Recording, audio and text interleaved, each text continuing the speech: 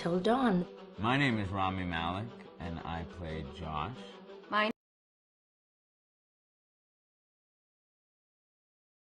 played Hannah and Beth. My name is Jordan Fisher, and I play the character Matthew, Matt for short. I'm in, and I play Ashley. So Until Dawn is the story of 8 teenagers who revisit this cabin in the woods about a year later after filming to kind of get some closure in that respect. One of the things that Larry does really well is make these multi-layered characters, and I think for just the story in general, it follows the quintessential horror film plot lines, but the characters are so unique in themselves, and I think that's very cool. Oh, I hope this was the right thing to do. What? You know, getting everyone together on the anniversary. I mean, Josh seemed really pumped about us all doing something, didn't he? Yeah, no, he definitely did. I haven't seen him so excited about something in forever. Good, good.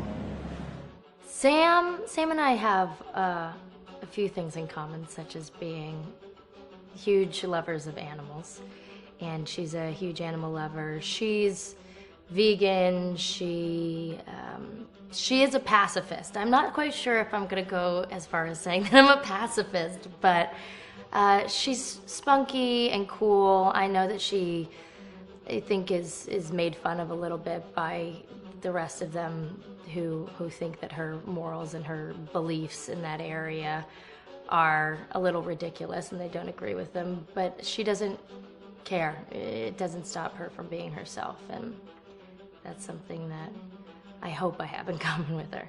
You know, he definitely can be depressed at some times and a bit of a loner, but he takes some solace in one of his sister's friends, Sam, played by Hayden Panettiere, and invites everybody back to the same house the next year to kind of find some closure.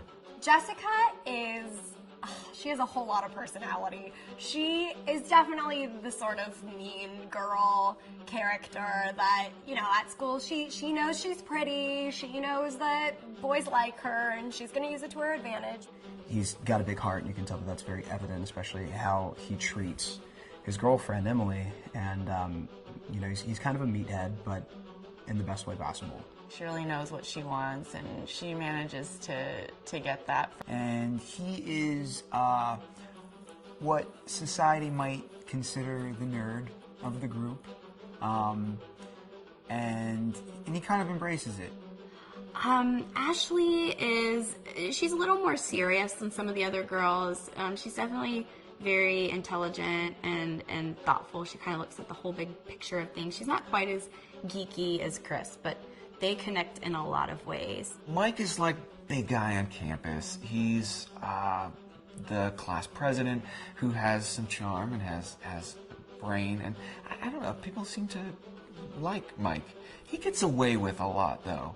He can be kind of jerky. The fact that he really just kind of wants everyone to be happy when he wants for he's a people pleaser, and I can definitely attest to being, you know, that guy. I'm always the friend that wants everybody to be happy and wants everybody to be taken care of, and that's definitely Matt. But also, like, this character is just so fun. I rarely get to play the bitch, and so it was really fun to do that. The spirit of things, seriously, what's wrong with you? I'm just trying to lighten the mood, Em. Don't be like that. Like what?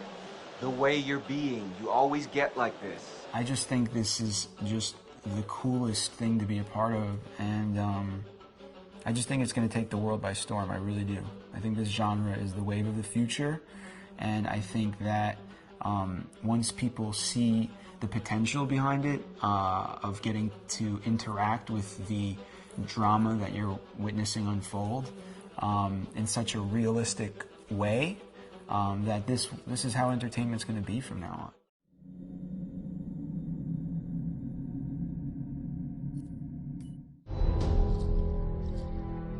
Hi, this is Lee Robinson, production designer on Until Dawn. The production design for Until Dawn started with the great teen horror script that sets the characters in a Canadian winter mountain lodge, being a contemporary setting with visual clues derived from classic films of that genre, such as Hitchcock's Psycho and Stanley Kubrick's Shining. The storyboards are vital to the production design as it allows the designer to understand the scale of the environments to be made and the detail that would be seen to create the atmosphere of a horror.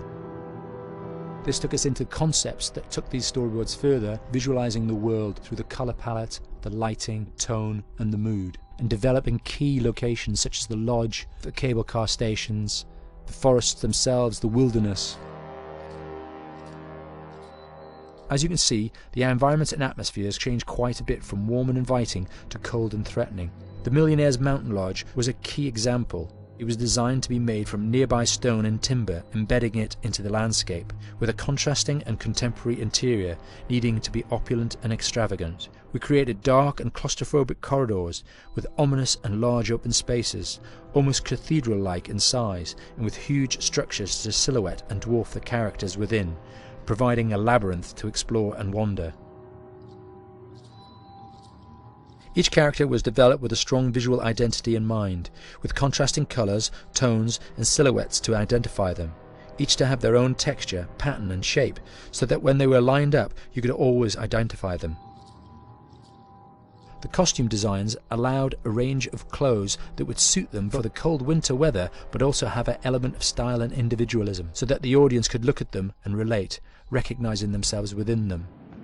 A lady would like to cuddle up with her man by a nice cozy fire bathed in atmospheric mood lighting. Right. It'll get plenty toasty once we're rubbing up against each other. Mike. Yeah. Fire and mood lighting. Yes. Working with the lighting artists, we really brought the teen horror. A key scene was where all the characters emerge out of the rear of the lodge chasing Hannah. A contrast is evident straight away from the exterior wilderness to the warmth of the lodge. The attention to character lighting here is through the bounce and rim lighting, accented colours and composition, creating characters that come from the dark into the light and back again with an emotional effect. Guys, there's someone outside. What the hell? Hannah!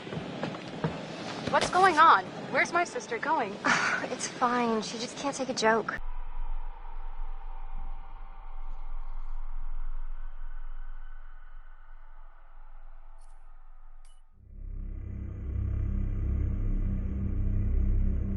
Until Dawn is a game that's full of horror, and one of the things we decided to do early on was to take a scientific approach to how scary it was. So we did experiments on people and we measured their responses to the game. We've created a test area. It's as close to a home setup as we can get it. We've recruited ordinary people to play the game and we've left them to play it on their own. You're turning the light off.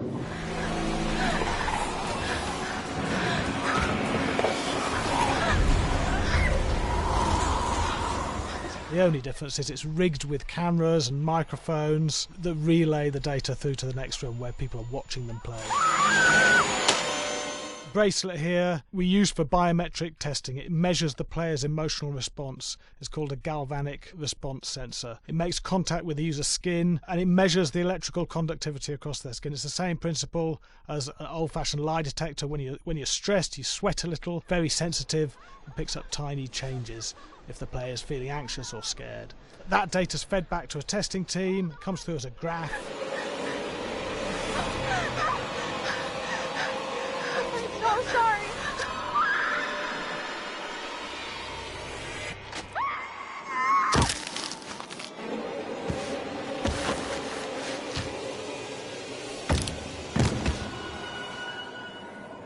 There's no point testing one or two people, you have to test a lot of people. Okay, what's your step? When we have a scare that's consistently has a measurable emotional response, then we knew it was good. If it didn't have that, it goes back to the team for improvement. The data doesn't tell us what's wrong with the scare, it only tells us if it's working or not. Wait, okay, so you hear that too, right? Josh. Here we have a chapter relatively early in the game. Weirdly regular. Nothing regular about it. We have to create tension and anxiety in the player so they are ready to receive the scare.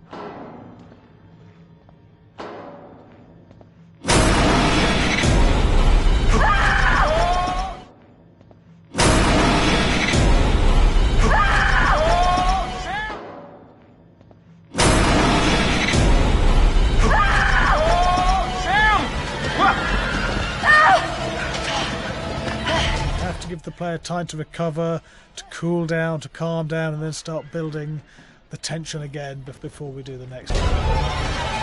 Hey. What? Hey.